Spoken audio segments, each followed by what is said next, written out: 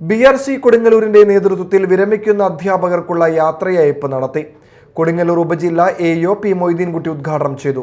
നമ്മുടെ ഉപജില്ലയിലെ എല്ലാ പ്രധാന അധ്യാപകർക്കും യാത്രയയപ്പ് കൊടുത്തിരുന്നു. വിവിധ അധ്യാപക സംഘടനകളും അവരുടേതായിട്ടുള്ള രീതിയിൽ യാത്രയയപ്പ് കൊടുത്തിരുന്നു. BRCയും ഈ കുടുംബാംഗങ്ങളുടെ ആ ഒരു സ്നേഹം ഈ യാത്രയയപ്പിലൂടെ രേഖപ്പെടുത്താനുള്ള ഒരു അവസരമായി തന്നെയാണ് ഈ ഒരു പ്രോഗ്രാം സംഘടിപ്പിച്ചിട്ടുള്ളത്.